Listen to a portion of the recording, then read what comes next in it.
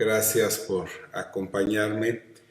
En sí, este trabajo lo he presentado en la Sociedad Mexicana de Geografía y Estadística y en otro par de foros recientemente, pero no crean que por ello es la misma presentación. Por el contrario, la hipótesis que yo marcaba hace un momento, ahora la tengo más reforzada y viene una idea que compartiré con ustedes y que estará sujeta a mis colegas y a los interesados en la historia de México.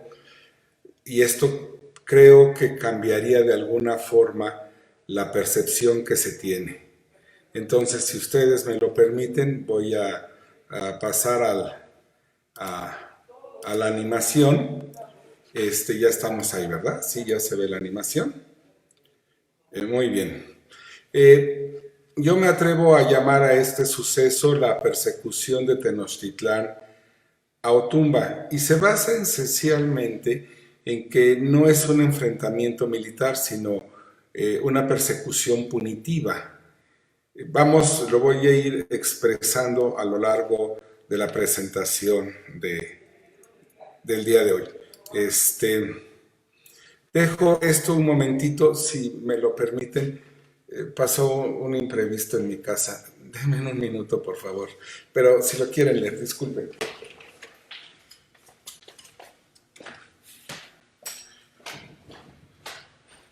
¿Sí llegó bien? ¿Rubí? ¿Rubí? ¿Llegó bien? Todo bien, ¿verdad? Todo bien. Es que estoy dando una conferencia. No se preocupe, todo está bien, ¿eh? Todo bien. Gracias.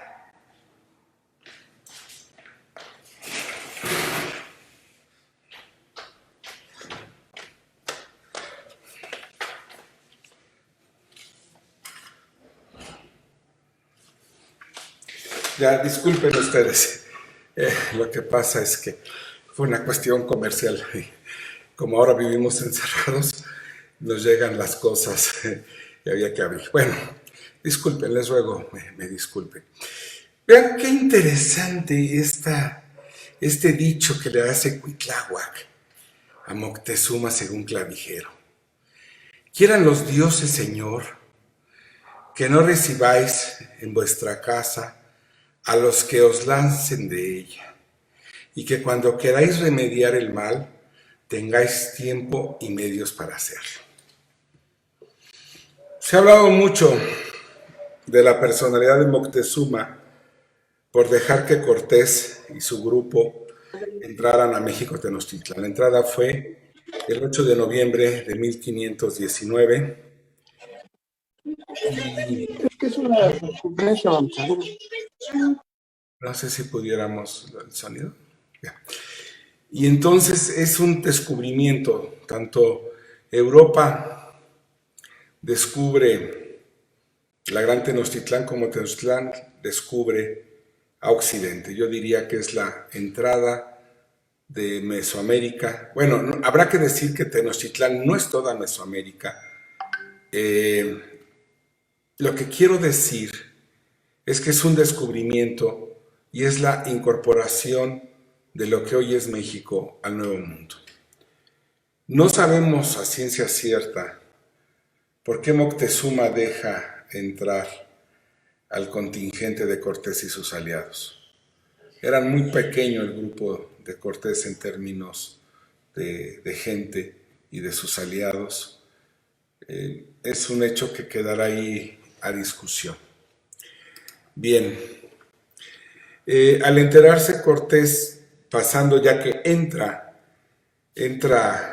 Cortés a México Tenochtitlan como visitante, como huésped, y aquí va a ser mucho de por qué el libro que estoy preparando se llama Los prófugos de Tenochtitlán, porque me parece que no es un acto militar formal, me explico. Entran como huéspedes a Tenochtitlán, invitados por Moctezuma. No entran como un trabajo de conquista. Esto hay que subrayarlo mucho. Cortés no traía instrucciones de conquista, no estaba dentro de toda la formalidad europea que significa una guerra de conquista. Entonces, Cortés va a ser instalado con su grupo armado, tanto de europeos como de aliados indígenas, va a ser instalado en el Palacio de Axayácatl. Y una vez allí en el Palacio de Axayácatl pasa algo interesante.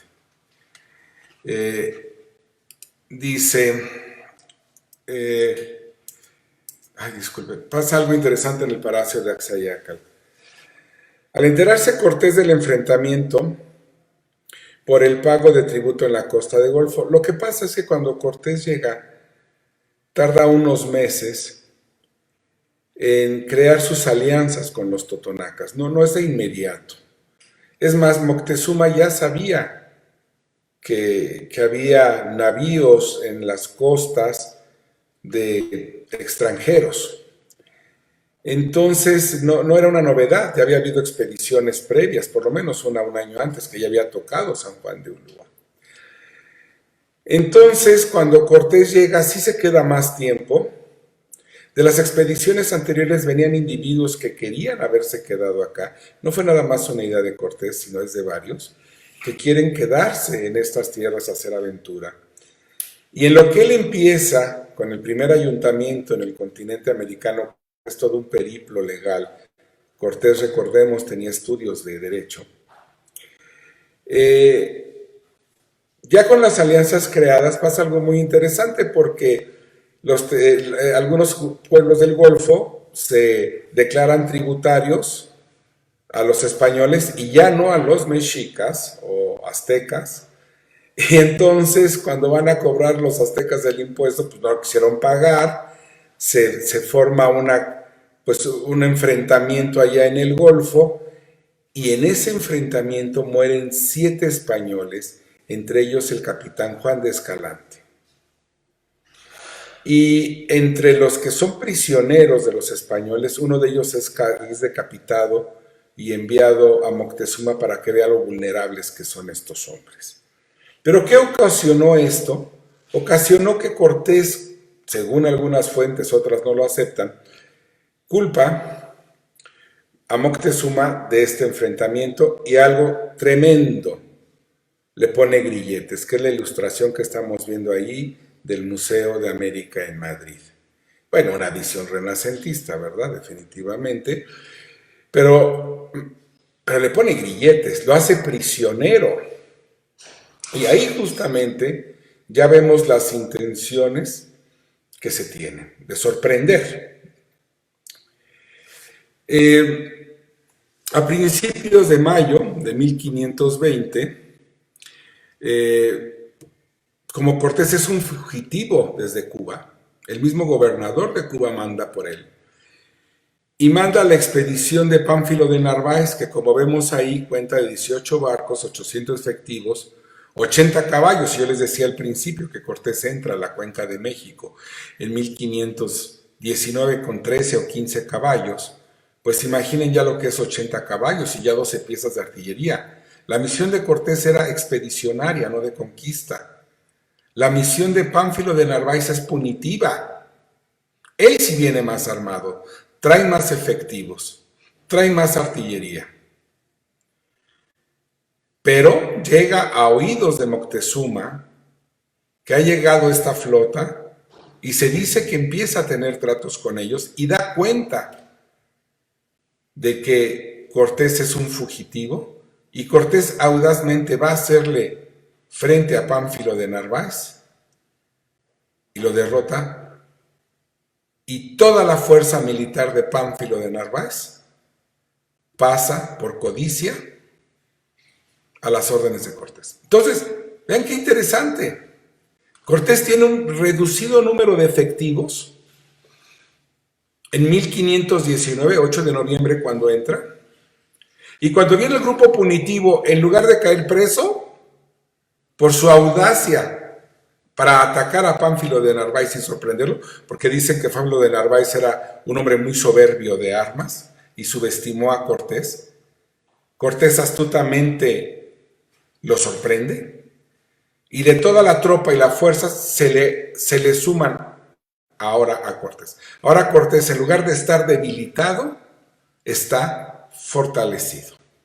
Él ya con los elementos que le da el ayuntamiento, elementos legales, se encuentra sustentado, entre comillas vamos a decirlo, legalmente para sus intenciones.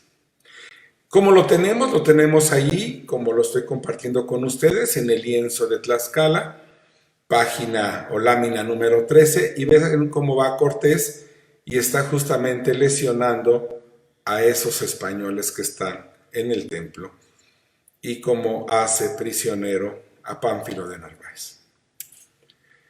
En ese momento, es muy importante, y disculpen que los esté diciendo, oye Arturo, ¿y la batalla de Otumba qué horas? Pues sucede que cuando Cortés se va a enfrentar a Pánfilo de Narváez al Golfo, que es más o menos mayo de 1520, se queda aquí a cargo un grupo pequeño de 120 hombres al resguardo de Tenochtitlán. Y es Alvarado quien está a cargo, quien en un momento de la fiesta de Toxcal, que ya habían avisado que iban a hacer una ceremonia, cree que se tiene una rebelión y se viene la famosa matanza de Toxcal, que yo considero que fue alrededor del día del paso cenital del sol, por ahí del 16 de mayo, porque así era la fiesta Huitzilopochtli. En el libro que invito a ustedes a bajarlo de internet y que está disponible, explico un poco más la matanza de Toxcal y cómo en los juicios de residencia que le hacen a Alvarado, él va a argumentar que había una afrenta contra Nuestra Señora de los Remedios que estaba instalada en el templo mayor y que le iban a profanar. No nada más la imagen de la Virgen, sino también la de San Cristóbal y una cruz, porque se había hecho ya de la parte superior del templo una iglesia.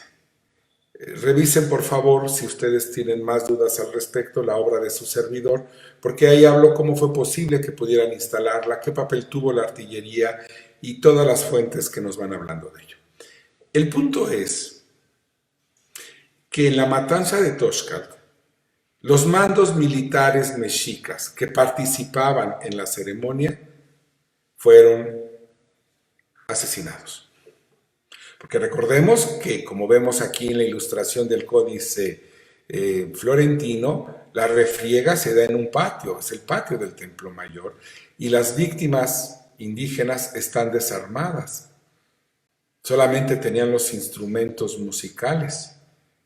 Y ahí fueron, como lo vemos ahí en el códice, asesinados. Esto genera una rebelión, dejan de ser los invitados y van a ser sitiados en el Palacio de Axayácal, y Cortés, cuando regresa para el 24 de junio aproximadamente, va a entrar rodeando, va a entrar por Tacuba y va a encontrarse ya en un ambiente hostil México-Tenochtitlan. Ahí tenemos la página 15 del lienzo de Tlaxcala, donde ya están bajo asedio los españoles, sitiados totalmente, y entonces estamos ya en un momento de guerra, pero es una guerra que difícilmente tendríamos que pensar en unos españoles como un cuerpo militar como tal, ¿no? No eran los cuerpos militares europeos, eran esencialmente voluntarios que se habían sumado por suerte y por fortuna con Cortés, algunos con mucha experiencia militar, otros con menos experiencia militar, pero al final de cuentas no formaban un ejército como tal.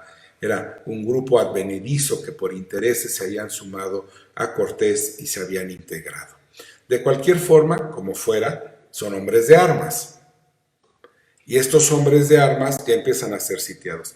Este es el palacio de Axayácal y vean ustedes cómo la imagen de Nuestra Señora y de Jesucristo están allí en una parte de lo que sería el palacio de Axayácal, donde eran veneradas estas imágenes y se encuentran ya en llamas por el asedio. La imagen superior del lado izquierdo tendríamos a Moctezuma cuando es apedreado. Ahí va una de las piedras, justamente se vería en el techo del palacio, y vemos en algunas otras partes cómo están apagando los incendios sobre el palacio de Axayácal. Es interesante porque Cortés ya en ese momento ya había construido 4 bergantines, lo sabemos bien. Mismos bergantines que fueron inutilizados por los mexicas. Pero ¿qué tenemos? ¿A qué quiero llegar yo con esto? Que tenemos bergantines, tenemos artillería, tenemos perros, llevaban perros para agredir al adversario, esto causó terror, y además manteletes. Este es un mantelete del periodo. Hoy en día lo siguen usando las fuerzas del orden frente a rebeliones urbanas, frente a enfrentamientos sociales. No se usa en la guerra convencional, se usa en cuestiones urbanas en la actualidad. En la antigüedad, el mantelete es simplemente un escudo con ruedas para adelantarse, con un orificio para disparar una ballesta, para disparar una arma de fuego e ir avanzando. ¿No es cierto? Claro que sí. Lámina 16 del lienzo de Tlaxcala, el enfrentamiento por el Templo Mayor. Algunos piensan que sería otro de los templos que están ahí a resguardo, y entonces si me lo permiten, y si me lo permite la máquina, miren ustedes, estos son los manteletes. Y vean ustedes, por ejemplo, este soldado, cómo está protegiéndose con el mantelete en su ascenso al templo. Aquí unos ya han caído con su mantelete. Entonces podemos ver cómo en este enfrentamiento que se da previo a la Noche Triste y posterior a la matanza de Toxcal, pues se están utilizando ya los manteletes. También tenemos algo que es muy llamativo, que son carros de guerra o ingenio. Sí, los modernos carros de guerra son hoy en día los tanques. ¿Y qué es el tanque? Un vehículo con artillería y protegiendo a los que van en su interior. Construyen, sabemos, estos que Cortés le llama ingenios, y con estos ingenios mete a sus artilleros aquí adentro, o algunos de sus hombres de infantería, y por ciertos orificios van a ir disparando ballesta y los arcabuces. Lo usan para protegerse. Es una batalla urbana en Tenochtitlán, alrededor del Palacio de Axayácal y en el Templo Mayor. Lo tenemos representado en códice, por supuesto. Véanlo ustedes aquí. Aquí lo tenemos en el lienzo 17, perdón, en el lienzo de Tlaxcala, lámina 17. Este es el mantelete. Bueno, el ingenio, perdón. Este es el ingenio. Y aquí está otro. Y vean cómo los protegen de las piedras y las flechas. Estas son las piedras, son las pedradas que les están alejando, los proyectiles y las flechas. Desde las azoteas, ¿no? Esta es la azotea, los mexicas les lanzan objetos, flechas, piedras, y ellos se protegen en estos carros. ¿Qué nos dice en náhuatl el lienzo de Tlaxcala? Aquí está. ¿Qué significan estas palabras? Ya sacaron las casas de madera. Vean las fuentes. Entonces, estamos ya imaginando instrumentos de guerra innovadores que se están poniendo en práctica. Muy bien, continúo entonces. Pero no pueden sostener el sitio, no lo pueden sostener. Y aquí sí ya voy a entrar en la parte digamos que hasta aquí llego a los antecedentes y ahora ya me voy a meter en lo que va más propiamente a dirigirnos al enfrentamiento en Otumba. Es una ilustración de mi amigo Tomás Filchinger, que agradezco que gentilmente nos ha compartido sus magníficas aportaciones gráficas basadas no solamente en el arte y lo estético, sino también en un conocimiento profundo que tiene de lo que fue la Cuenca de México en términos gráficos como este que estamos viendo aquí. Si ellos están, me voy a permitir comentarlo, si ellos están, los españoles, sitiados aquí, ¿y qué es aquí? El Palacio de Axayácatl. Si ellos están sitiados ahí y tienen que salir a Tlaxcala, que es donde tienen los aliados, van hacia el norte. Por lo menos la batalla de Otumba se da al norte. Salen por el norte de la cuenca. ¿Por qué no tomar la calzada de Tepeyac? ¿Por qué no tomar este camino que es la actual calzada de Vallejo? ¿Por qué no salir hacia el norte? ¿Por qué tomar el camino de Tacuba y hacer esto? Eso me llama la atención. Hay respuestas de algunos que se lo han hecho, de investigadores, que estaba más sitiado el camino del norte, que era más larga la calzada que va a Tenayuca. La calzada que va a Tenayuca, hoy Tlanepantla, es esto. Es la actual calzada de Vallejo, calzada Vallejo. Entonces, que era más larga, que estaba más asediada, que estaba más protegida. Bueno, la pregunta es, por eso lo pongo aquí, ¿por qué no salir por el norte si es el camino más corto para huir? Porque la noche triste es una huida, es una fuga, ¿no? Entonces, ¿por qué seguir esta ruta que estoy marcando ahorita hacia Popotla, Tacuba, Naucalpan? ¿No? Mucha vuelta. Voy a seguir. Miren ustedes desde otra perspectiva. Lo que tengo aquí es, disculpen, es que Mac es una máquina muy deficiente para presentarse en Zoom.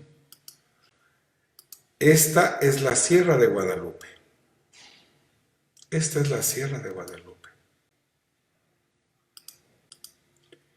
Esta es la calzada que nos lleva al Tepeyac.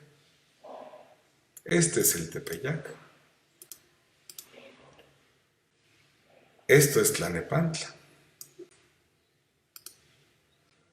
Esta es la calzada Tacuba-Nonualco, que nos lleva a Tlatelolco. Este es Tlatelolco.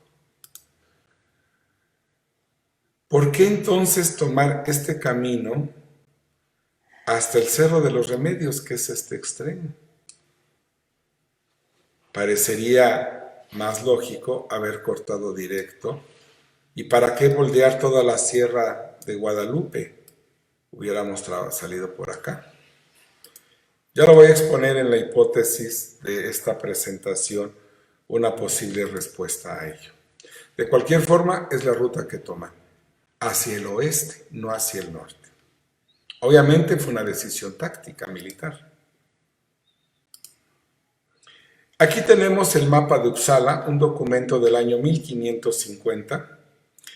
Es tal vez la primera obra cartográfica más certera, porque el mapa de Cortés no lo veo con tanta certeza como este, porque al parecer el rey de España, bueno, no al parecer, sabemos que el rey de España ordena una cartografía, el cartógrafo del rey pues no va a venir hasta acá y se lo encarga, y en el colegio de Santiago Tlatelolco, los más ilustres jóvenes descendientes de los indígenas y algunos frailes trazan este mapa con todo el conocimiento que tenían. El mapa de Uppsala es exquisitamente descriptivo y valioso. Aquí tenemos con el número 1 el Palacio de Axayácatl, Luego tenemos la acequia de Tecpancinco, luego la acequia de Tlaltecayocan, con el número 5 Tacuba, con el número 6 es Naucalpan, donde yo vivo, que es Los Remedios, donde van a pasar la noche después de la noche triste, y donde hoy se alza el santuario de Nuestra Señora de los Remedios, que es justamente donde se fortalecen y reciben la ayuda de los otomí, y logran de ahí pasar al número 7, que es Tlanepantla, y luego al número 8, que es Tepozotlán, el 9 Citlaltepec, y pasan por el número 10, que es Teotihuacán, para finalmente Otumba. Vean toda la vuelta. Por Tepeyac hubiera sido más fácil. Hoy en día, cuando vamos a las pirámides de Teotihuacán, pues salimos allá por el Tepeyac. Bueno, ellos dan la vuelta. Aquí lo tenemos en el mapa de Usar. Si vemos la noche triste, esta es la ruta que tomarían por la calzada México-Tacuba, y todavía van a girar un tanto al sur para llegar al Cerro de los Remedios. Me di a la tarea de recorrerlo, pensarlo. El Palacio de Axayácal es hoy el Monte Nacional, el Nacional Monte de Piedad. Hay trabajos que han sido publicados en los periódicos de los recientes trabajos de arqueólogos de Lina que han encontrado algunos pisos del Palacio de Axayácal aquí en el Monte de Piedad. Era un poco más grande. Decían que era como una pequeña aldea, pues sí, para albergar e instalar a los españoles y sus aliados era un campo grande que tenía, según sabemos, algunos huertos. Bueno, para ubicarlo de alguna forma, lo tendríamos ahí, de ahí parte, ¿no? Bueno, tomamos la fotografía, empezamos a hacer el recorrido y dando la vuelta, ahora sí que si conocen aquí la Ciudad de México, pues saben que saliendo del Monte de Piedad, agarrar para Tacuba es tomar a la izquierda, o sea, hacia el oeste. Ahí lo tenemos con el número 1, el Templo Mayor, que es la imagen de un fragmento de la pintura de Diego Rivera, La Gran Tenochtitlán, una obra que Diego Rivera estudió mucho para hacer esto. No es gratuito. Claro, tiene sus libertades artísticas, pero aún así podemos reconocer el Templo Mayor con el número 1, con el número 2, el Palacio de Axayácal, y el número 3 es la calzada México-Tacuba. Y vean ustedes cómo estaban configuradas las calzadas. En la imagen afortunada de Diego Rivera, en la pintura magistral, vemos que la calzada lleva dos líneas azules. Las voy a marcar, aquí están, dos líneas azules. ¿Qué son esas líneas? Son los acueductos, son los caños. Es el agua que viene de Chapultepec y que abastece, uno de las fuentes para abastecer a México Tenochtitlan. Y luego tenemos aquí como unos pequeños puentes, que son unas vigas a la manera de puentes, que están para cruzar las acequias, que es lo que estoy marcando yo ahora. Ojalá ahí se pueda ver en la imagen, ¿no? Bueno, estas son las acequias, hagan de cuenta que son como canales. México Tenochtitlan es un prodigio de ingeniería hidráulica. Entonces, para mantener los niveles, para mantener el tránsito, se crean estos cruces y sobre ellos se ponen vigas a la manera de puentes. Así que vámonos imaginando esa noche triste, lo difícil que es salirle por aquí. Porque si pensamos o consideramos que la calzada, estoy al lado izquierdo, todo esto mide unos 20 metros, es lo que los arqueólogos que han investigado esto consideran que tiene unos 20 metros, pero más o menos, considerando los laterales. Pero si quitamos el canal, pues nos queda muy poquito espacio de uno y otro lado. Llevamos ese canal en medio. Y luego tenemos que cruzar los puentes. O sea que la salida esa noche fue de mucha dificultad. Y voy a apostar a todos los presentes a que seamos críticos. Porque cuando leo la versión de Los Vencidos, de nuestro ilustre y querido doctor desaparecido recientemente, León Portilla, que hace una traducción de Ángel María Garibay, hay una parte donde dice la crónica que una mujer en la noche ve que se van y grita, se van, se van. Pues esa no me la creo, ¿no? Es que no había vigías. ¿Qué tanto puede gritar la señora? Y que la señora sale por agua en la noche cuando vive en una zona lacustre. Lo digo porque, o sea, lo que hace León Portilla y Garibay es la traducción de una tradición, de una crónica. Lo que estoy cuestionando es la crónica. Una mujer da aviso que no había guarniciones. Están en guerra, los tienen sitiados.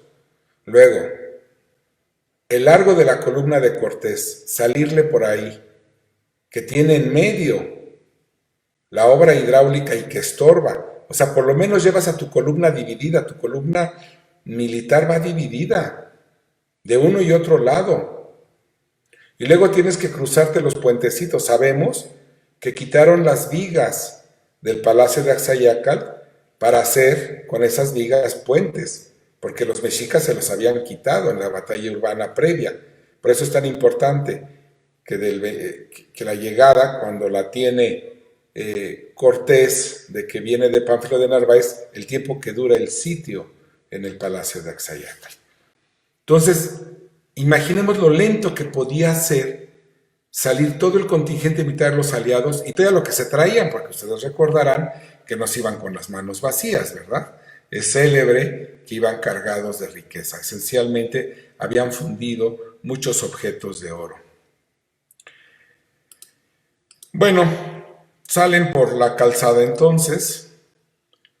Creo que fueron sorprendidos desde que van saliendo del Palacio de Axayácal. Y el lienzo de Tlaxcala, que es la imagen que yo tengo aquí atrás de fondo y que la he animado, bueno, surge de esta ilustración, no son los colores originales, los hemos matizado. El lienzo de Tlaxcala cabe decir que es la visión de los aliados sobre la conquista. En esta página 18 se aprecia la columna militar de Cortés y sus aliados tlaxcaltecas flanqueados por los aztecas, porque lo que es blanco es la calzada. Y luego vean en la parte superior e inferior estas grecas que representan el agua y la milicia mexica en canoas acechándolos. Son flanqueados, yo le llamo aztecas de manera general, hay discusiones si podemos decir si son aztecas, son mexicas, son tenochas, o sea, vamos a dejarlo ahorita si me lo permiten y me disculpan, como aztecas, de manera general. Son flanqueados cuando transita por la calzada México-Tacuba, sobre todo en la acequia Tlaltecayocan o Tolteca, que es hoy San Hipólito, a un ladito de la Alameda. Ahí es donde se pone la cosa muy difícil para los europeos y sus aliados. Y aquí está, es lo que estoy marcando aquí, es justamente ahí la acequia tolteca. Y ahí vemos los cuerpos ahogándose, el agua a mitad, los españoles, todos ahí flotando, un decapitado, ¿no? Es la refriega más fuerte. He realizado una hipótesis de lo que pasa ese 30 de junio. Me gustaría considerar lo siguiente. Cortés regresa del Golfo y entra a México Tenochtitlan el 24 de junio de 1520. Y sale en la noche del 30 de junio. Esto nos lleva casi 6 días en que fue lo que he comentado desde que inicié la sesión de hoy hasta este momento. 6 días dura ese sitio sobre el Palacio de Axayácal. Estamos entonces del 30 de junio a la medianoche y aquí van a ver ustedes las distancias, lo que va sucediendo, el acontecimiento y lo que es hoy en día. Pueden ver ustedes ahí Popotla, Tacuba, los remedios, las distancias, porque sí, empezamos a hacer una arqueología experimental y ahora vamos a medir la distancia. Y si traen tantos efectivos, ¿cuánto mide la columna? ¿Y cuánto tienes de luz o de ancho para transitar? Consideramos que la columna tuvo alrededor de 600 metros de largo. O sea que cuando van saliendo los últimos de Axayacal, los primeros ya están en la esquina del eje central Itacuba, en la acequia de Tepantzinco. Es una columna larga, porque hay poco espacio, ¿no? Y bueno, ahí lo tienen ustedes, como lo estamos subiendo al Facebook, lo pueden capturar, o si no, en el libro de su servidor, ahí aparece esta tabla. Me dediqué, gracias a los mapas de Tomás Filchinger, que se basan en la cartografía histórica, en la geografía histórica de González Aparicio y Bárbara Mundi. Vean ustedes la salida, y aquí viene un detalle que va a ir haciendo el cuestionamiento que nos va a llevar a la hipótesis. Aquí tengo Templo Mayor, el Palacio de Axayacal con la letra A. Con el número 2 tengo el Templo Mayor de Tlatelolco. Entonces tengo la línea roja, que es por donde van a salir. Esa es la calzada México-Tacuba, todavía en la parte de isla. Saliendo luego, o sea, dando la vuelta, se encuentran con la primera acequia, Mictlatonco, la primera. No es fácil, tuve que revisar muchas fuentes, algunas sí, algunas no, pero bueno, elaboré esto. Luego vendría Tepantzinco, Zapotlán, Atechincalco, Mixcoatechaltitlán, Tlaltecayocan. Esta, aquí, es ya el eje central, perdón, esta es San Hipólito, o sea, que esto vendría a ser la Alameda. Voy a borrar todo. Esto sería hoy en día la Alameda. ¿Sí? Muy bien. Salen y toman la calzada México-Tacuba. Es en este punto San Hipólito hoy en día, donde tienen el mayor número de bajas, donde tienen el enfrentamiento más duro. Adelante estará lo que hoy conocemos como Puente de Alvarado, ¿no? Que además parece ser que es una historia de esas crónicas legendarias que mucho gustan, y bueno, ahí está la historia, ¿no? Lo interesante es que si ellos van transitando por aquí, y no van muy rápido porque van cargados, porque es de noche, porque ha llovido, porque la única luz que tenían, porque así lo habían previsto, era una noche de luna llena, pero como llueve y está nublado, la luna no ayuda mucho. Y la pregunta es, si tenemos efectivos tlatelolcas, pues ¿para qué le entro por canoas por aquí, por los flancos? Mejor mando un cuerpo de infantería por Tacuba-Nonoalco, llego a Xochicamanca y les cierro el paso aquí en Nextitlán, que hoy está cerca del metro Popotla. Es la vía del tren que está trasito de Colegio Militar. Ahí los espero, porque la vía del tren corre sobre este terraplén hoy en día, es la parte más dura. Pues hubiera sido mejor. O sea, si yo veo que están saliendo, pues me voy por acá con tropas de infantería y cierro el paso aquí. Ellos no han llegado hasta esta parte, esto es Tlatelolco. Es una pregunta, ¿eh? ¿Por qué no cerrar el paso? Bueno, además, Si los flanqueas como nos marca el lienzo de Tlaxcala por los flancos con canoas, pues está bien, pero aparte los puedes estar esperando aquí. Grupos ligeros de infantería llegarían rápidamente hasta acá. Una pregunta. Es una pregunta que me hago y que comparto con ustedes. Bien, como sea, una vez que llegan a la letra M, ¿qué es la letra M? Si me acompañan, aquí la tengo, es un islote. Es el Cinecosmos hoy en día. Circuito, ya no existe el Cinecosmos, ¿no? Lo que es Circuito Interior y México-Tacuba, el antiguo Cinecosmos. Quiere decir que esto es parte del circuito interior hoy en día, que trae el acueducto de Chapultepec y las aguas aquí.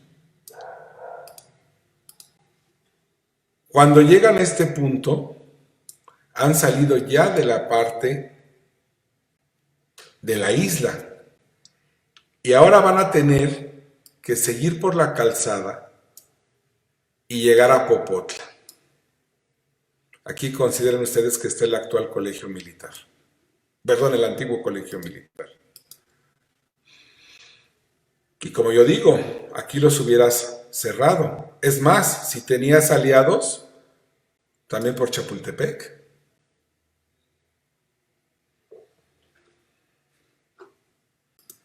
O sea, la calzada México-Tacuba, lo que quiero yo llegar, es que tiene dos elementos de flanco por tierra para que no dependas únicamente de las canoas.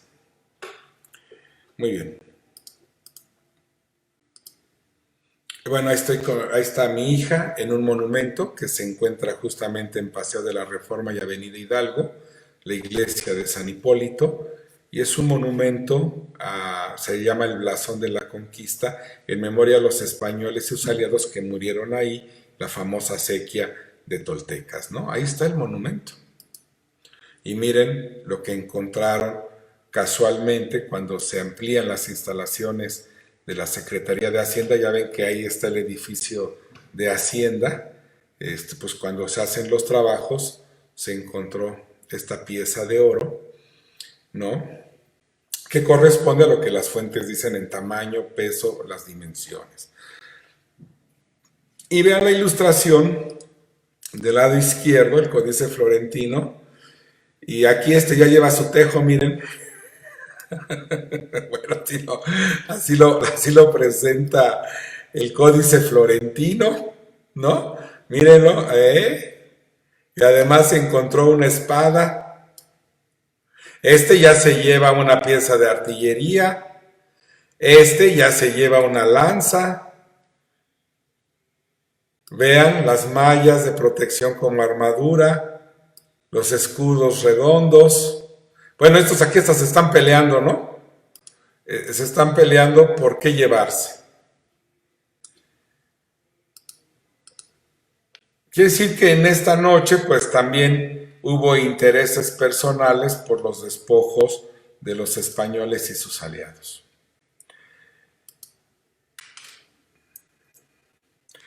Aquí llegan ya a lo que es el árbol de la noche triste. Se cuestiona mucho.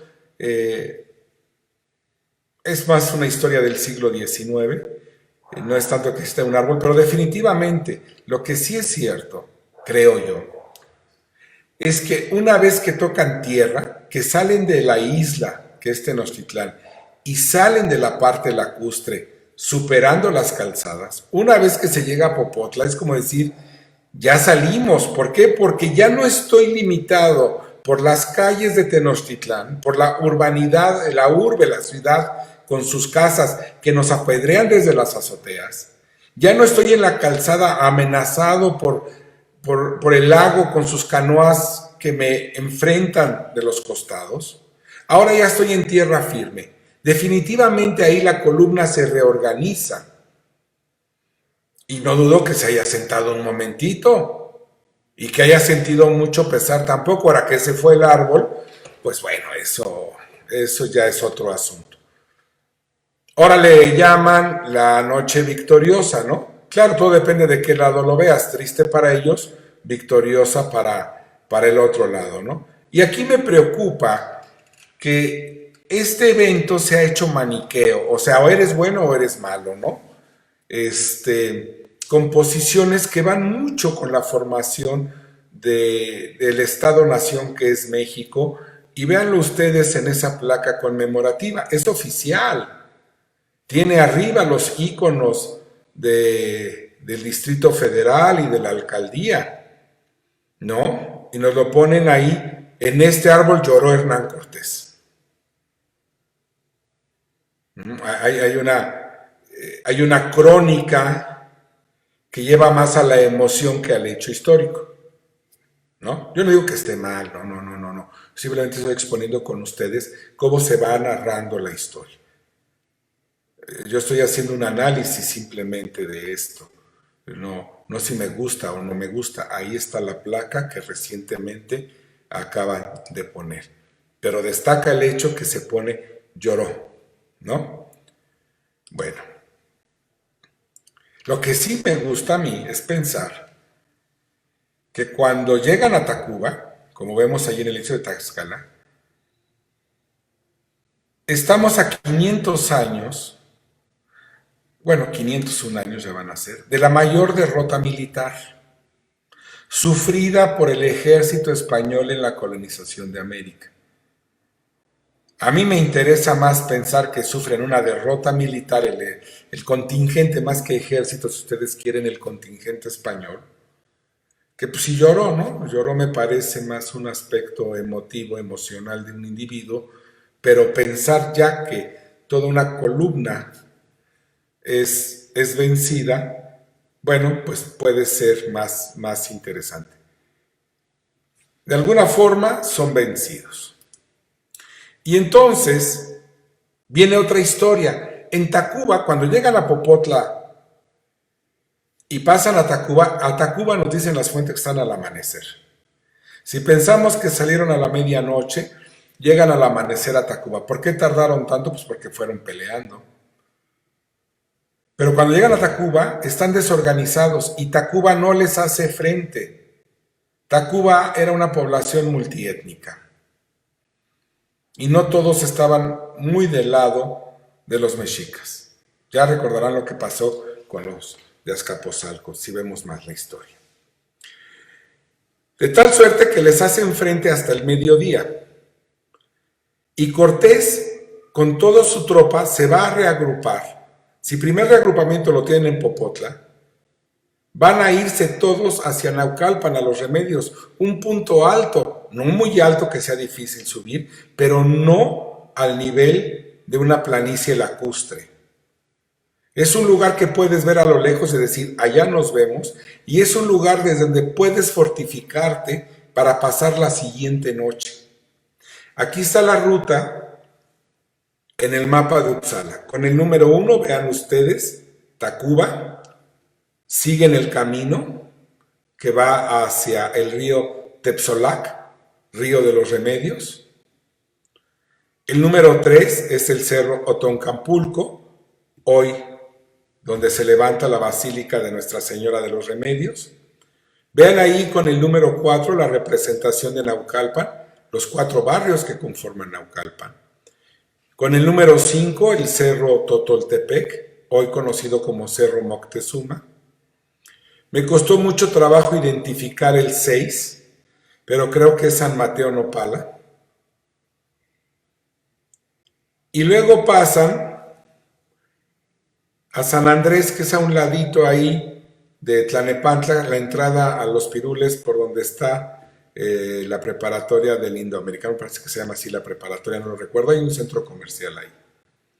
Y nada más les puse el número 8 ahí a Azcapotzalco para ubicar. Esa es la ruta que siguen de Tacuba y van a recibir. ¿Qué va a pasar en Otoncapulco? Que la población otomí les lleva comida. Está documentado. Y en un templo, que parece que es Atontecutli, se fortalecen para hacer frente esa noche a las amenazas de los mexicas. Y uno dice, porque lo leen las fuentes españoles, eran muy poquitos, ya no traían calzado, no habían comido, estaban sedientos, estaban exhaustos. Y son un puñado frente a miles. Fíjense bien cómo voy armando la historia. ¿Por qué no les cerraron en Chapultepec el paso? ¿Por qué no les cerraron en la otra calzada? ¿Por qué no los aniquilan aquí? Bueno, después hicimos el mapa ya con cartografía moderna, ya con datos vectoriales, para ver la elevación y todo esto. Esa es la ruta con el número 1 es la ruta que vienen. Bueno, tendríamos ahí todos los elementos. No voy a distraer más ahí, simplemente armamos cuidadosamente la ruta que pudieron haber seguido. Y están allí en Naucalpan, que en el lienzo de Tlaxcala aparece como Coajimalpa, donde se pueden establecer un momento. Así se ve la Ciudad de México desde allá arriba, desde donde ellos vienen. Como ven, es un punto más alto. Eso es desde Los Remedios, así se ve hacia el centro de México. Hoy en día ahí se levanta la Basílica de los Remedios, que en su primer momento se va a llamar Santa María de la Victoria, que además nunca fue un templo de evangelización, fue un templo de expiación por los pecados que los mismos conquistadores sabían, las faltas que habían cometido, y construyen este templo para expiación de sus pecados. Es ahí, justamente, como lo vemos aquí en el Códice Florentino, donde se presenta Otocoalt, cacique de Tlanepantla, y dialoga con Cortés, y le lleva los alimentos. Ahí está la gallinita y lo que le llevan, y Cortés sentado con la Malinche de intérprete. Códice Florentino. De manera general, aquí tendríamos la ruta.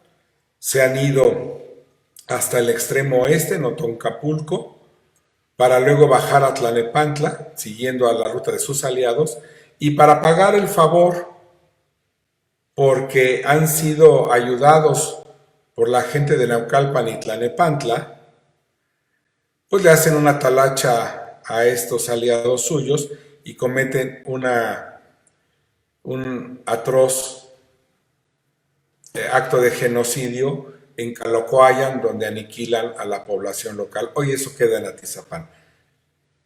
Ya que cumplen esta venganza para satisfacer a sus aliados, se van hacia el norte a Tepotzotlán. Ya estamos a 3 de julio, llegan a Citlaltepec, en algunas partes se escribe con Z, el 4 y 5 de julio, llegan a Xoloc el 6 de julio y llegan a Otumba el 7 de julio. O sea, son muchos días. Ahí están cuando llegan a Tlanepantla, el enfrentamiento que van a tener, todavía con algunos grupos mexicas. Esta es la masacre de Calocoayan en Atizapán, según el Códice Florentino. Vean ustedes la caballería española, estos personajes que están ya ahí tirados, desarmados. Llegan a Tepotzotlán, representado siempre por un personaje con una joroba, así lo vamos a encontrar en la iconografía. Aquí está dentro de un templo, como pueden ver ustedes, y también tenemos otro enfrentamiento ahí. Pero un punto interesante, la Malinche, que está aquí, a ver si la puedo dibujar, la Malinche que está aquí, ¿ya la vieron? Está armada. O sea que ya se le está poniendo más difícil las cosas, ¿no? Siguen su camino hacia Xoloc, donde por fin pueden descansar. Vean ustedes al contingente europeo durmiendo, la Malinche también, y sus aliados resguardando, justamente con un hombre a caballo, pero parece que al fin encuentran un reposo. Van a seguir hasta Cameca, que yo no lo creo, pero bueno, así nos lo pone el lienzo de Tlaxcala, y vean cómo el individuo que está en la parte inferior está destazando un caballo, y sabemos que por primera vez desde que es la noche triste comen carne de un caballo que fallece durante la huida, ¿no? véanlos con sus aliados, van saliendo y sigue un grupo de persecución que ven en la parte inferior izquierda que los sigue enfrentando con flechas y con piedras. A todo esto van a llegar a Otumba y aquí ya viene la parte central. Esta ilustración la saqué de Wikipedia. Es lo que ve la mayoría de la gente. Digo, un niño de la escuela tiene que hacer un trabajo, una persona, pues Wikipedia se ha convertido en un referente. No voy a decir si está bien o está mal, pero es muy usado.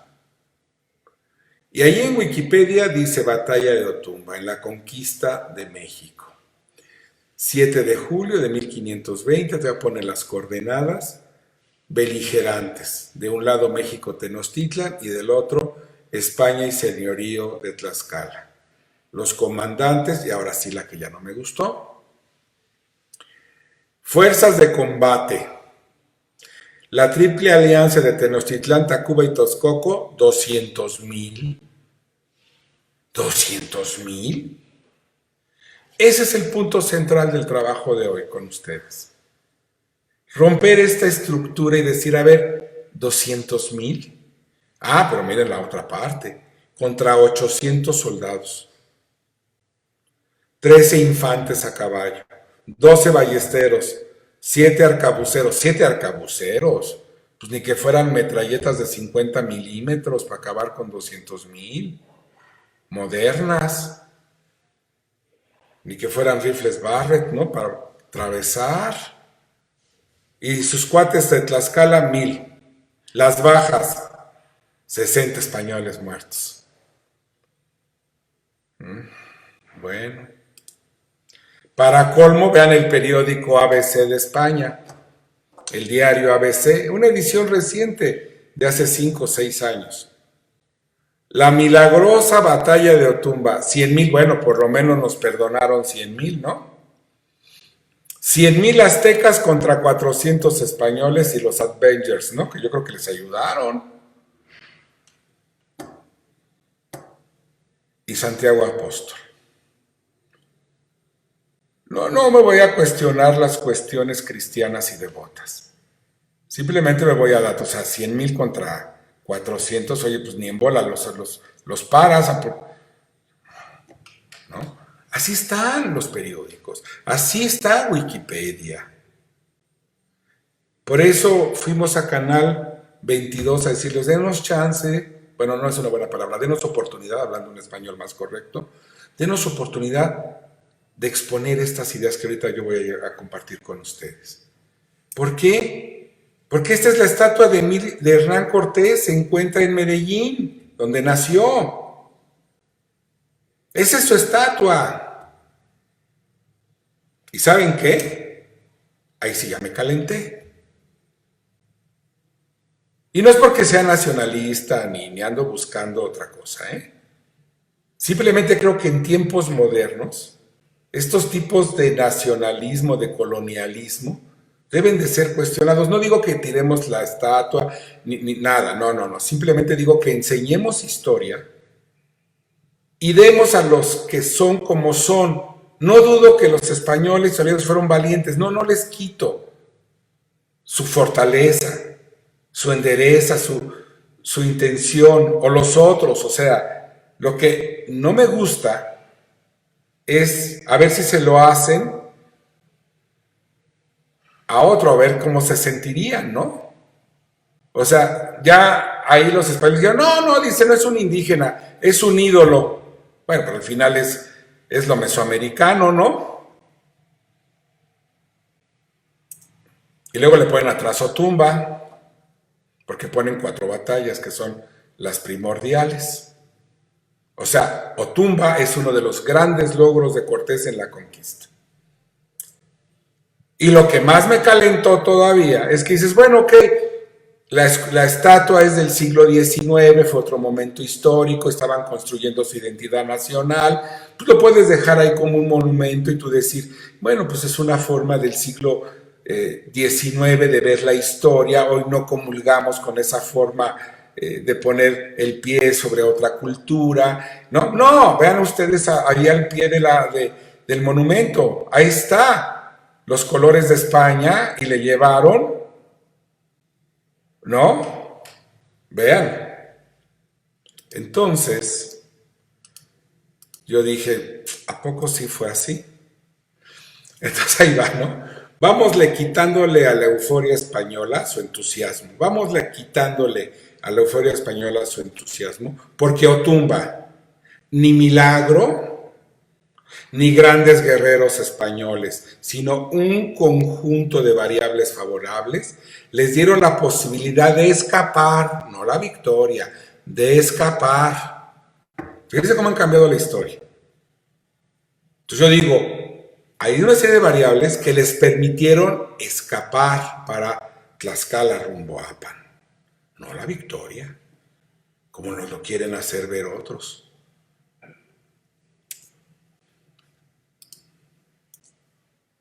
Variables a considerar.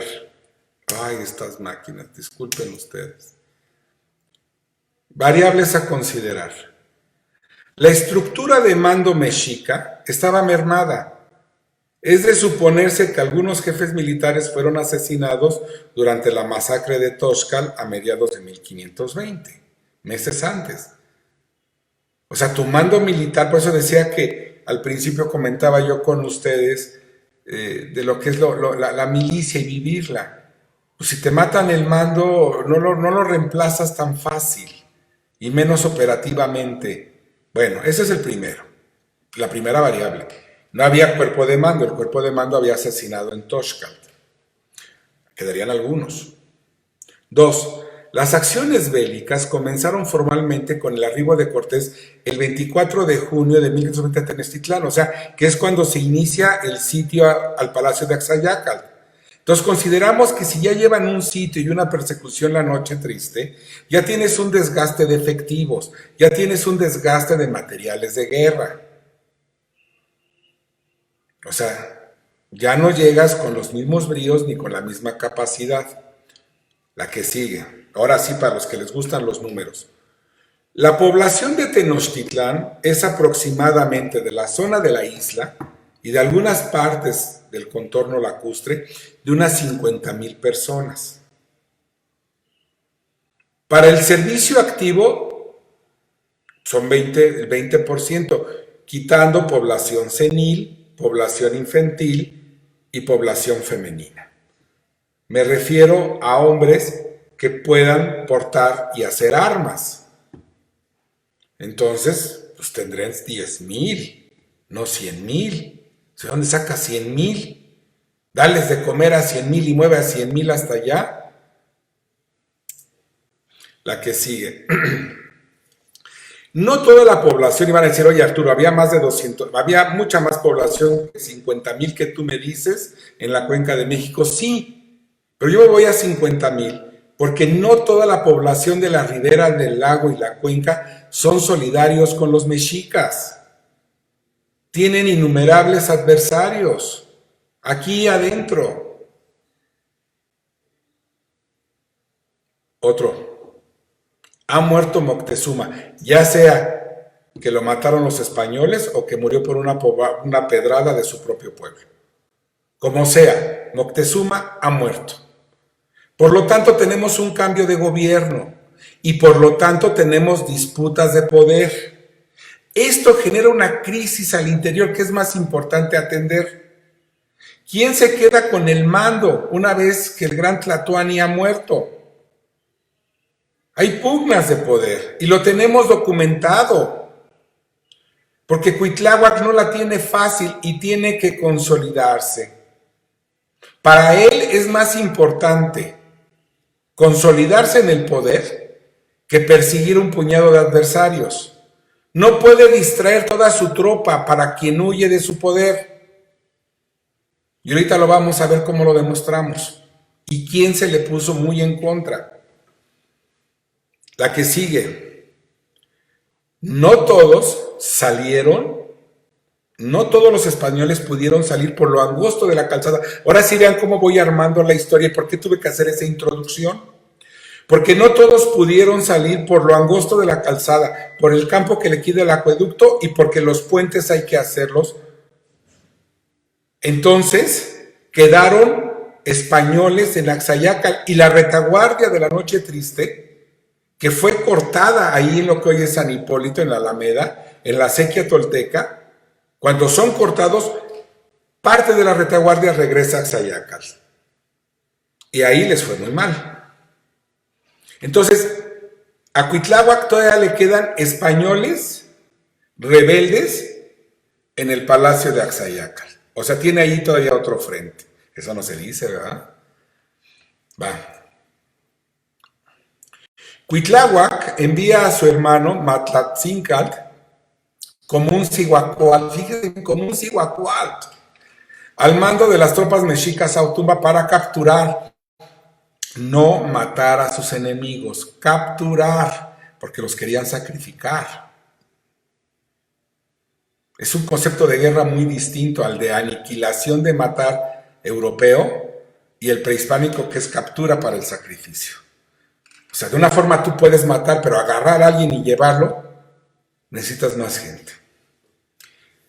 Dice ahí, se trata de apresar al mayor número de personas para ser sacrificadas y dar así un escarmiento a quienes se han rebelado, que son la población adversaria indígena que es opuesta a los mexicas o a los aztecas. Y no importa las bajas que tengas que soportar, pero me los traes vivos porque aquí quiero que en una ceremonia los sacrifiquemos. La que sigue. La columna militar de Cortés no era un ejército. Era un grupo punitivo que había alterado el orden del imperio entre comillas, o del estado tributario mexica. Ya no les parecía una amenaza. Ya los habían expulsado de Tenochtitlán. No eran de interés estratégico para mandar 100,000. Es un grupo punitivo. Las crónicas españolas, frustradas por la derrota de la Noche Triste, afirman que Cortés enfrentó a 100,000 o más guerreros. Los españoles y sus aliados a lo sumo enfrentaron, es una consideración personal, unos 20,000, eso cuando mucho. Imaginemos el problema logístico simplemente para transportar, coordinar, armar, alimentar a la tropa. La mayoría del contingente mexica era leva, que habían somado de las poblaciones vecinas, o sea, campesinos armados y no un ejército regular.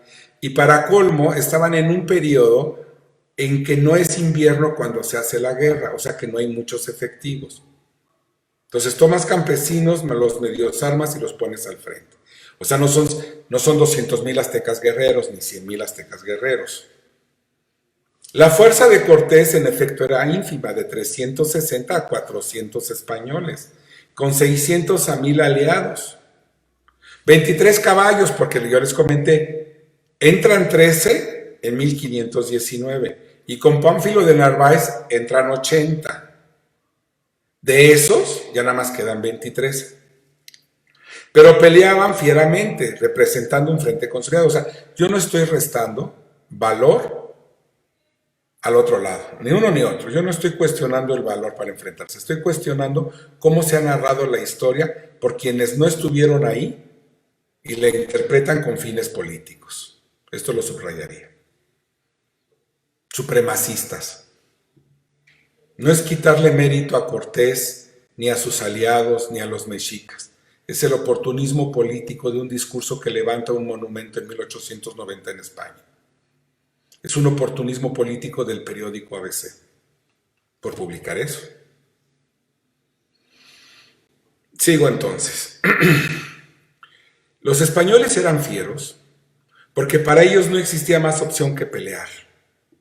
Porque morir terriblemente sacrificados, con sus huesos dispersos, sin poder resucitar para el juicio final, según la creencia católica de la época, era algo inadmisible.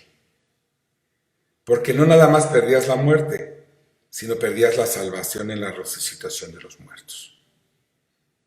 Entonces, más valía morir enfrentado que morir sacrificado, además del terror de estar encerrado esperando a que te sacrifiquen. De eso debe ser terrible. ¿No lo creen? Pues sí. Miren ustedes qué interesante este caso, porque hay que ir comparando la historia. A partir del 24 de junio de 1520 y durante 6 meses subsecuentes, los acolhuas de Sultepec, Tecuaque, hoy Calpulapan, que es la salida que tenemos para Tlaxcala, capturan una columna con bastimentos y que procedía de la expedición de Pánfilo de Narváez. Por eso tuve que irme a Pánfilo de Narváez.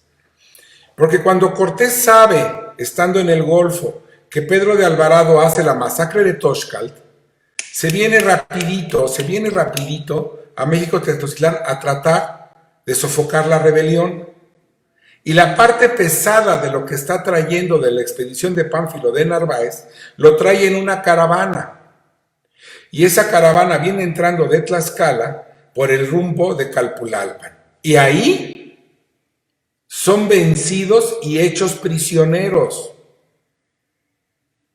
Es una caravana rezagada. Son más de 350 personas que son sacrificadas. Y ahí están los trabajos arqueológicos de Tecuaque, quien no lo quiera creer. Los estudios de antropología física que demuestra que hay población de variedad genética de piel oscura, o sea, africanos, que hay variedad genética ahí. O sea, quiere decir que si un pueblo pequeño como Calpulalpan captura, fíjense bien, captura una columna de 350, como 10,000 o 20,000 no van a parar a las tropas de Cortés que van en las mismas fechas, vean ustedes. O sea, estamos a menos de un mes de distancia. O sea, hay capacidad militar para parar una columna, aquí en este caso una caravana. Cierto es que venían gatitos, perritos, mujeres, servidores, o sea, no era muy armada, pero sí hablamos de que una pequeña población, entre comillas, como Calpulalpan, bueno, Sultepec, Tecuaque, pudo capturarlos y tenerlos presos. Ahí está el Zompantli, que es lo que presento en la imagen, resultado de los trabajos arqueológicos. ¿Y con qué me voy a sustentar ahora? ¿Cómo explica su servidor lo que pudo haber pasado? Pues me voy a tomar la crónica mexicana donde tenemos el Códice Ramírez.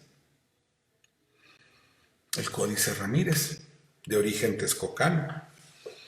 No voy a hablar de la historia del códice por no distraer a la audiencia.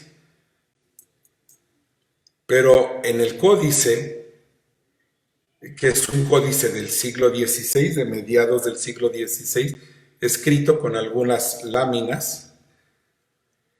Vean lo que dice. Estoy en la página 145 de la transcripción moderna que se hace de este documento. Mucha atención y me disculpan si lo voy a leer, pero esto para mí es el meollo de todo. Viéndose Cortés con el agua a la garganta, como dicen, qué manera de escribir, ¿verdad? Con el agua a la garganta, afligido y que no tenía otro socorro debajo del cielo que de don Fernando, cacique de Texcoco, que estaba peleado con su hermano por ser el principal de Texcoco. Llevaban ya años de guerra. Tlixóchitl, el bisabuelo de nuestro célebre Ixóchitl. Don Fernando, dice, no tenía, fíjense cómo dice, y que no tenía otro socorro debajo del cielo que el del don Fernando, el cual era tan grande que quedando él estaba en el mayor fuego de la guerra, cortado le socorría con picar a los mexicanos. Lo socorría con picar a los mexicanos por la parte de San Antón, de manera que los hacía que acudiesen allí y dejasen de cargar a los del fuerte, Palacio de Axayacalt. Y luego entre paréntesis, aunque esto callan los españoles, no sé por qué, pues ¿por qué? Pues porque les echaron la mano los de Texcoco para salir. y los otomíes de Tlanepantla y Naucalpan. Esa es mi propuesta basándome en este códice. Ahora entiendo por qué no le cerraron el paso por Tlatelolco. ¿Por qué no los esperaron ahí en el metro Popotla, donde está la vía del ferrocarril? ¿Por qué no los atacaron por Chapultepec? Pues porque tenían la ayuda de don Fernando con los texcocanos y distraían con otro frente a la tropa mexica.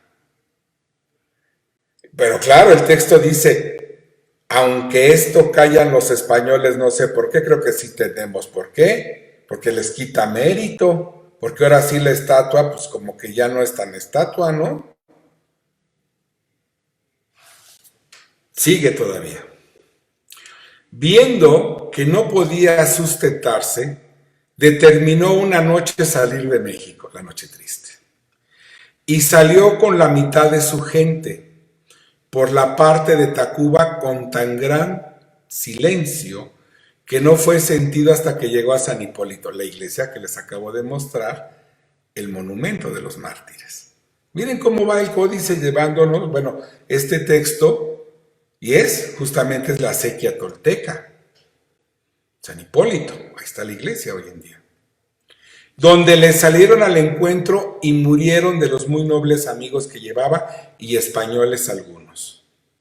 Mas al fin se fueron y los tristes que quedaron en la casa fuerte, Palacio de Axayacal, o sea, la gente que se quedó atrás, según dicen los viejos y en sus historias está pintado, hicieron los mexicanos fiesta con ellos y su carne. Hicieron fiesta con ellos los mexicanos que fueron sacrificados en ceremonias. Vean cómo se está sustentando todo lo dicho por su servidor en esta manera tan genial de presentarlo en un solo párrafo.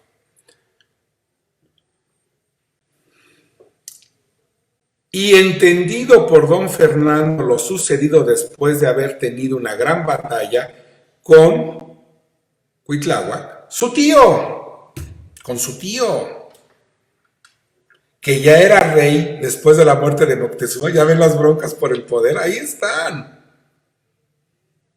Dio aviso a sus fronteras para que le diesen a Cortés toda la ayuda necesaria que quisiese, y aunque les venían algunos mexicanos dando alcance, los de don Fernando se les oponían y detenían. ¿Qué óvole?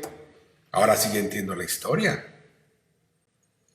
Ahora sí veo cómo pudieron llegar a Tacuba, cómo llegan a Naucalpan, se van hacia el norte, pues llevan protección texcocana. Porque había una pugna de poder. Más adelante, ya se los pongo saliéndome del texto, la batalla de Otomba.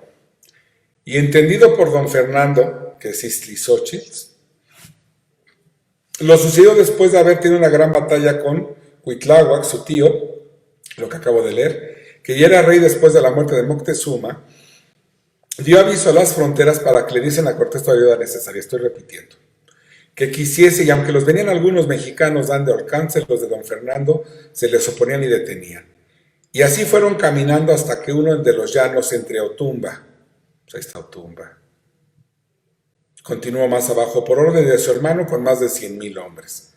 Bueno, tal vez no fueron tantos, pero sí quiere decir que les echaron un montón. Vamos a ver entonces cómo considero que fue la batalla. Ya con cartografía moderna, ¿no? Aquí tienen ustedes el área de nuestro interés. Este es el Cerro Gordo, el que está ahí por Teotihuacán. Este es Teotihuacán, Otumba, hasta Cameca y los llanos de Apan. ¿Sí? Espero que ya se hubieran ustedes ubicado en este espacio geográfico. El mapa se rehizo ya con sombreados y cartografía, porque si vamos a estudiar algo de táctica militar hay que verlo en los términos del terreno.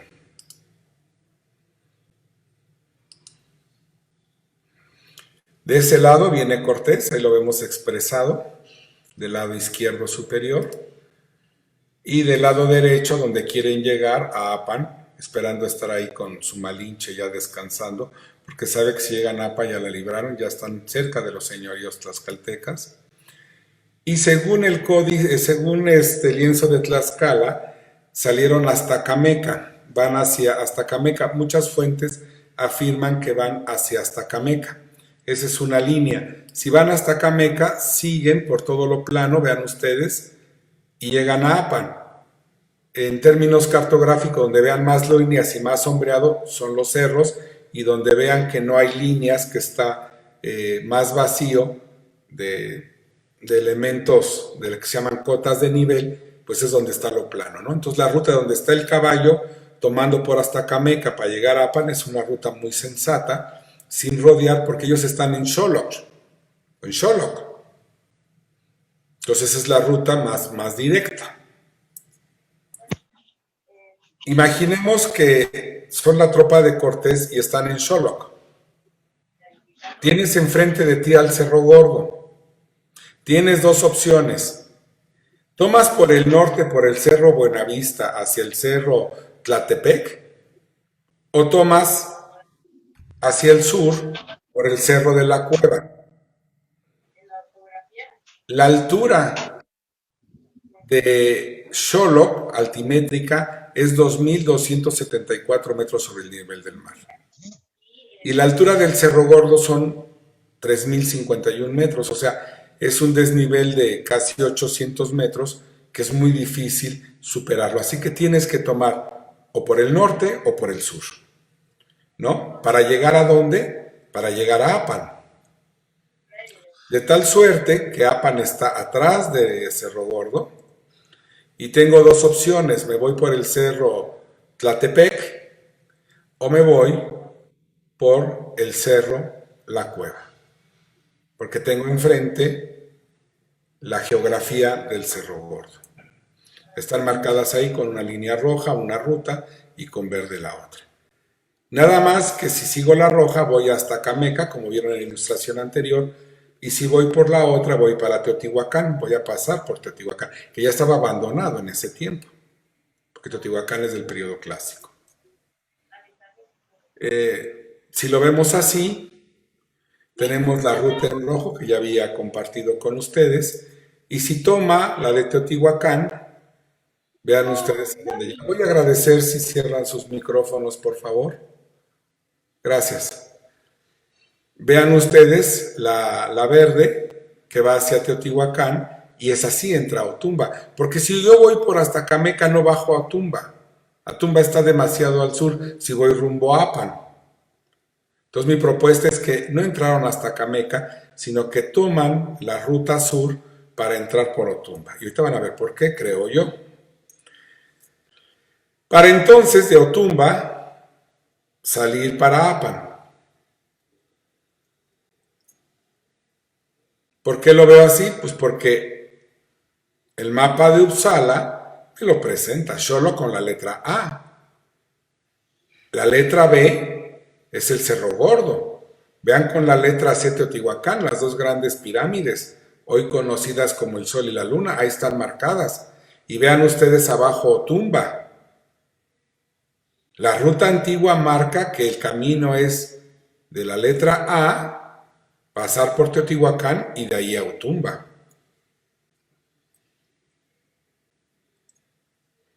Si lo vemos en una cartografía del siglo XIX, véanlo ustedes en perspectiva. Lo voy a poner así. Aquí está Texcoco, fundamental en esto.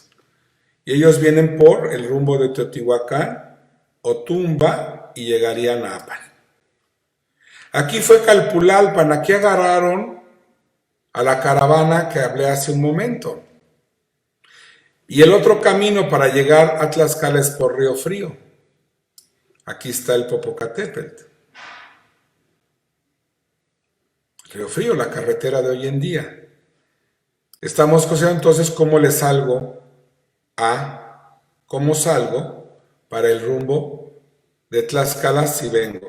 Entonces, el camino que toman es este. Ahí están, utilicé este mapa del siglo XIX porque nos muestra todavía caminos antiguos, no trazas modernas.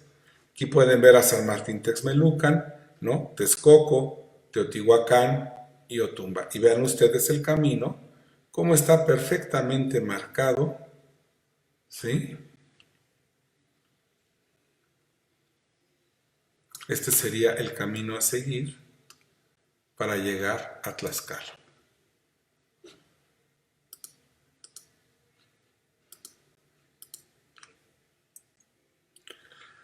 Aquí lo vemos más amplio, el mismo mapa de Uppsala. Y ahora vean con la letra A, por favor, Texcoco. Y vean ustedes cómo hay un camino que une a Texcoco con Otumba. Digo caminos porque es más fácil que por ahí pase la infantería. Regresando a nuestro mapa, entonces lo que tenemos es que viene Cortés por el rumbo de Teotihuacán y viene gente de Texcoco a apoyarlo por su flanco derecho, que es el anaranjado. Y los grupos mexicas desde el norte van a fortalecerse por una cuestión básica militar: cerrar el paso apoyados de la orografía de los cerros. Y el punto de confluencia va a ser ese que está ahí. Vamos a acercarnos para verlo mejor.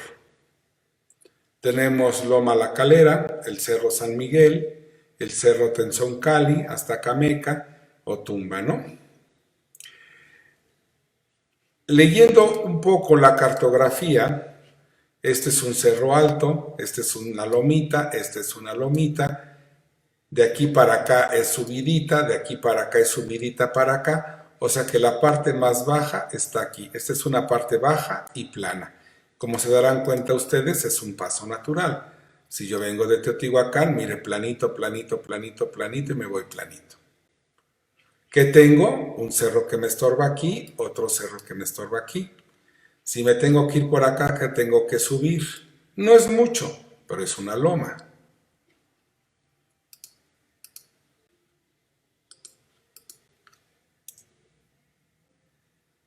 Y entonces, ese es el punto, donde se va a escenificar. ¿Cómo? Pues yo creo que fue de la siguiente forma. Imaginemos que estos son los cuadros de infantería mexica y el círculo, el puesto de mando. Reunidos en la parte norte, toman posición. Y el Cihuacual se pone en un lugar alto. Eso nos lo dicen las crónicas de la batalla. Se pone en un lugar alto para dar órdenes a sus contingentes. Y sus contingentes, suponemos, esto es hipotético de su servidor, es una hipótesis, toman posición. Toman posición para cerrarles el paso.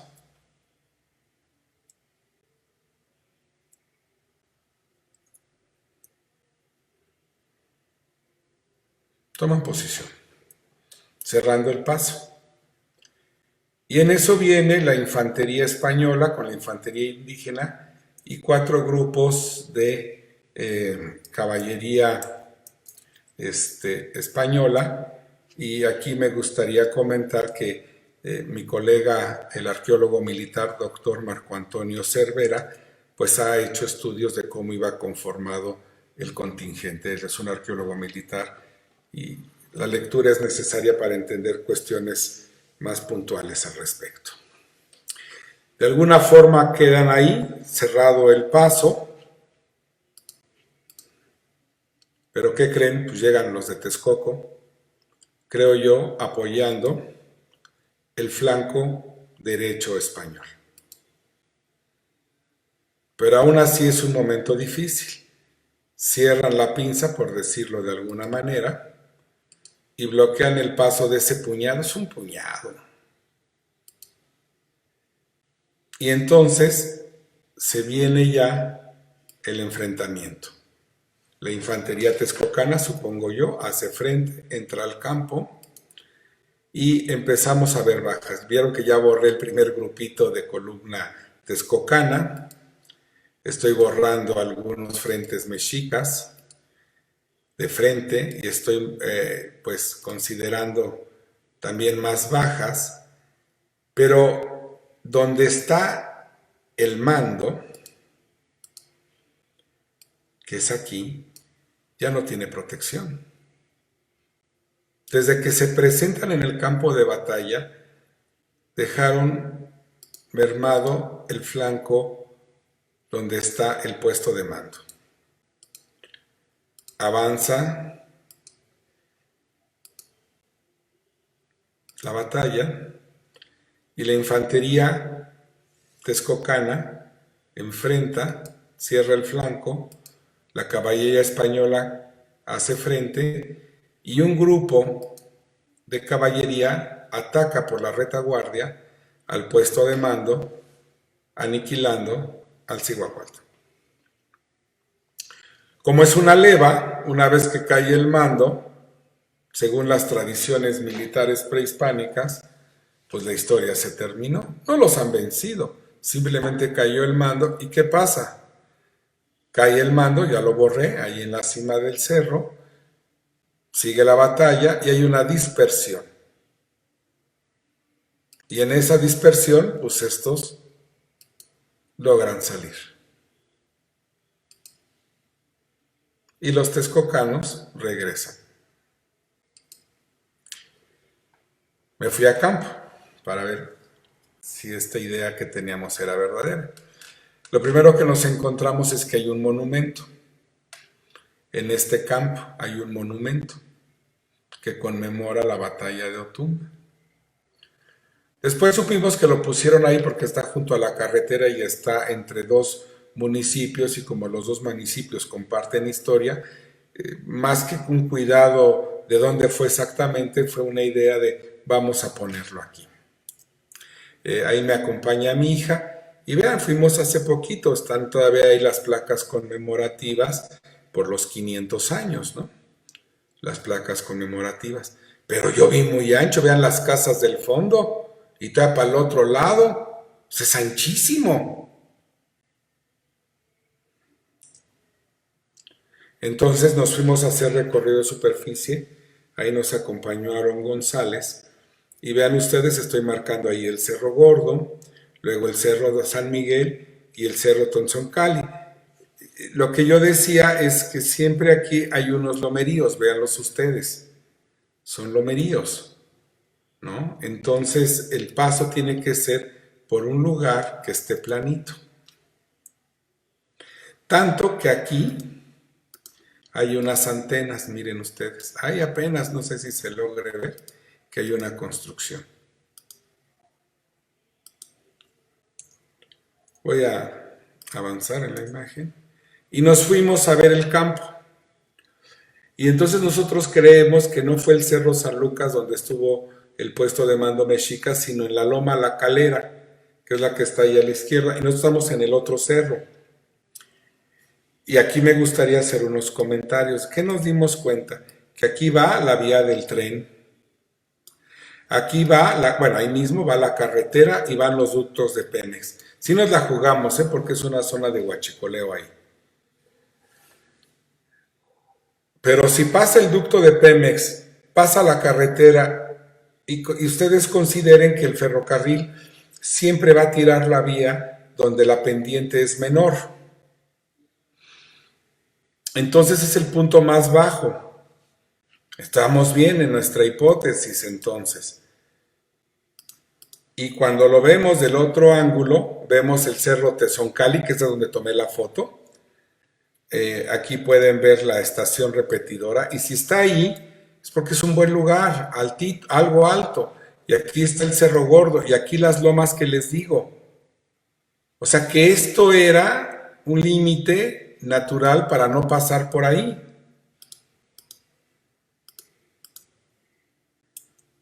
Y ahora lo vemos del otro lado. El Cerro Tezoncali y la Loma La Calera. aquí en la Loma La Calera es donde yo considero que estaba el puesto de mando mexica o azteca. Entonces, eso me lleva a considerar que este fue el frente de batalla. Y lo calculamos que de la cima del Cerro La Calera a la cima del Cerro Tonzocali tengo 2,5 kilómetros. Quiere decir que efectivos para hacer frente tengo 2 kilómetros. Si cada hombre que yo ponga en formación me ocupa un ancho de 70 a 80 centímetros, pues podrán considerar que con 2,000 hombres, 2,500 hago una barrera. O sea que nadie me pasa, que creo que así enfrentaron, cerrándoles el paso.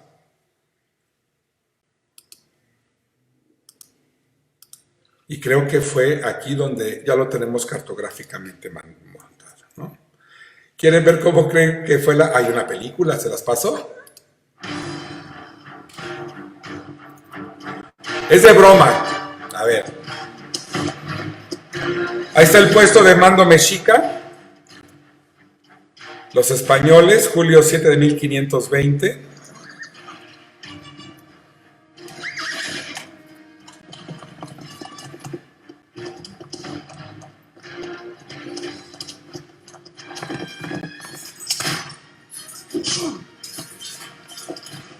Y vemos cuando la caballería va a ir al cerro, donde está el puesto de mando, en la loma. Ahí está la infantería abajo, estancada, los toman por la lateral y mandan al puesto de mando, toma el estandarte y de ese momento se considera que han triunfado y se dispersan las tropas mexicas y estos pueden huir, ¿no? Disculpen ustedes si lo presenté de esta forma, ¿no?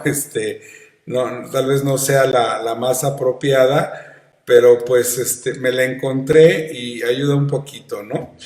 Entonces yo creo que eso fue lo que pasó. Pueden huir y logran salir y después ya para 1521, pues sí, ya tendremos ya una formación de un ejército más formal y un asedio ya con estrategias, ya con toda una postura para hacer la guerra México-Tenochtitlan, donde tenemos los bergantines, el sitio a Tenochtitlán y la tragedia que fue la epidemia que va a mermar la defensa de México-Tenochtitlan. Pues no me resta más que agradecer el favor de su atención a la presentación de su servidor y si ustedes tuvieran alguna pregunta, estoy a sus órdenes.